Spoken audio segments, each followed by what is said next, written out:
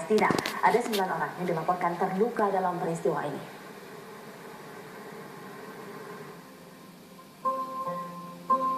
Serangan udara tentara Israel terjadi di kota Yaunis, Palestina pada Senin malam waktu setempat.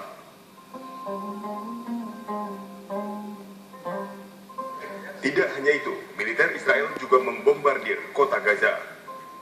Serangan ditujukan pada bangunan kosong yang sebelumnya menjadi markas pejabat intelijen Palestina.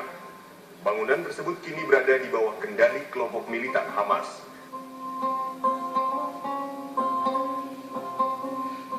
Rangkaian serangan udara di jalur Gaza ini menyebabkan 9 orang mengalami luka ringan maupun sedang.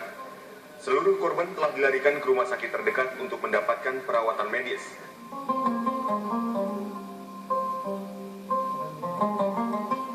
Militer Israel menegaskan, serangan udara yang dilancarkan di jalur Gaza ini menargetkan pasukan militan yang terlibat dalam aksi serangan roket ke Israel.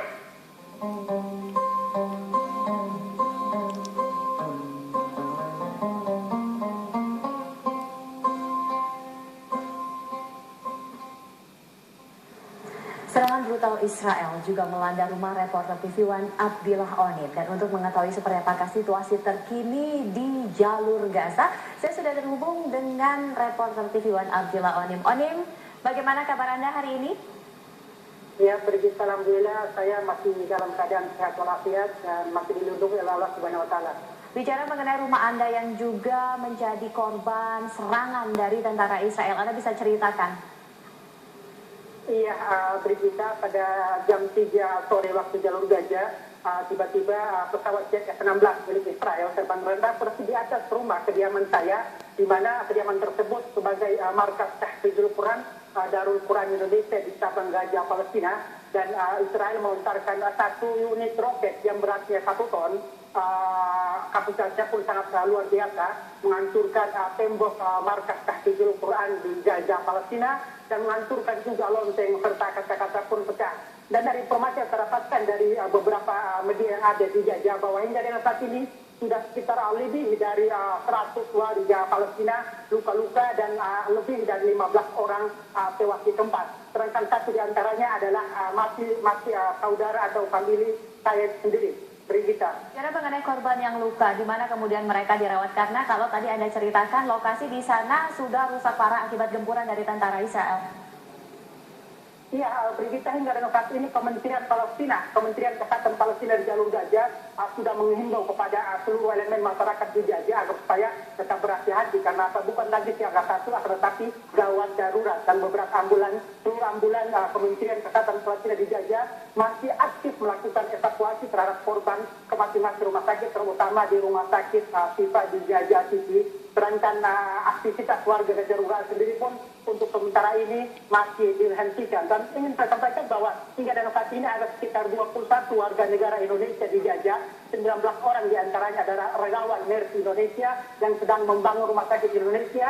Satunya adalah saya, reporter TV One dan ketua Darul Quran Indonesia di Gaza, dan satunya adalah seorang wanita yang berasal dari Cianjur yang menikah dengan satu pemuda Palestina. Dan hingga dalam saat ini kondisi jalur Gaza piano manas, dan dunia internasional atau Amerika dan negara Eropa belum sama sekali melakukan penegasan atau melarang warga tentara Israel untuk melontarkan roket ke wilayah jalur Gaza. Karena saat ini, Brigita, sasaran dari roket Israel ada tidak lagi markas militer atau para pejuang militan, akan tetapi mereka sasarannya adalah rumah warga sipil yang ada di Gaza, Palestina, di utara, selatan, timur, dan bagian utara.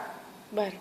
Iya, ini kalau tadi Anda ceritakan bahwa kondisinya sudah sangat gawat darurat di sana. Anda sudah melihat adanya bantuan-bantuan selain dari mereka yang memang sudah ada di sana, tim-tim relawan? Iya, sampai dengan saat ini sangat disayangkan berbicara karena perbatasan antara Gaza dan Palestina, antara Gaza dan Mesir dan Gaza dan Israel itu masih tutup rapat. Pada akhirnya segala bantuan dari luar Palestina tidak diperbolehkan untuk masuk ke wilayah jalur Gaza. Akan tetapi ada beberapa LSM dari Indonesia yang sudah mengirimkan berbagai bantuan ke rekening yang ada di LSM lokal untuk membeli bahan makanan, membeli obat-obatan, serta membeli keperluan para korban yang saat ini masih dirawat di rumah sakit Sifa. Ya, Onim, kalau kita bicara mengenai serangan yang terus-menerus terjadi, tadi ada juga sempat katakan bahwa terjadi sebelum bulan puasa ketika kita masih belum on air. Anda melihatnya, apakah serangan ini akan terus berlanjut ataukah sudah ada tindakan-tindakan penegakan upaya-upaya supaya tidak lagi ada serangan yang bisa menimbulkan korban jiwa? Iya, berita 2 hari lalu, Perdana Menteri Israel Benyamin Netanyahu serta Menteri Pertahanan Israel, mereka melakukan rapat darurat bahwa mereka tidak akan berhenti untuk melontarkan roket ke wilayah Gaza itu sendiri, dan mereka akan melakukan perluasan penyerangan terhadap wilayah Gaza, yaitu melalui darat. Sedangkan statement tersebut langsung ditanggapi oleh pejuang Palestina di Gaza, yaitu Brigadir Yosua. Mereka mengatakan bahwa kita sudah sangat siap untuk menghadapi kalian. Jika kalian masuk ke wilayah Gaza, kami akan menunggu perbatasan terhadap kalian. Karena apa? Yang memulai duluan adalah bukan kami, akan tetapi kalian yang mulai duluan. Dan kejadian ini benar sekali berita terjadi pada 2 minggu sebelum bulan puasa, di mana tiap hari eskalasi dari serangan Israel ke Gaza itu kian bertambah, dan saat ini sistem penembakan ke wilayah jalur Gaza itu sistemnya random, jadi tidak memilih sama sekali siapa rumah gila atau siapa warga negara Indonesia, semuanya pukul rata berita. Biasanya serangan itu dilakukan pada pagi, siang, atau malam hari, Odim?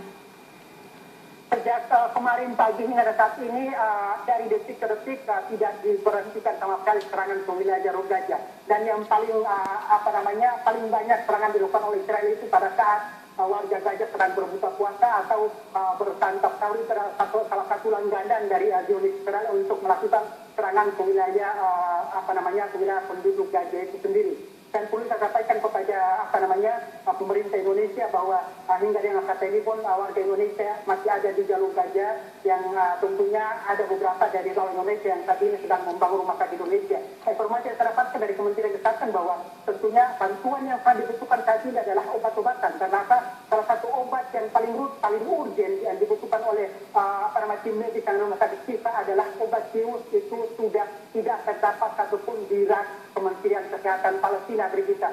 Baik, Onim, terima kasih atas laporan Anda. Kami berharap Anda dan seluruh warga negara Indonesia lainnya serta seluruh warga Gaza tidak lagi menjadi korban serangan dan gencatan senjata, bisa segera terjadi khususnya di bulan suci Ramadan ini. Terima kasih Abdillah Onim langsung dari jalur Gaza Palestina, pemirsa. Itu tadi kabar dari jalur Gaza Palestina. Saya masih memiliki kabar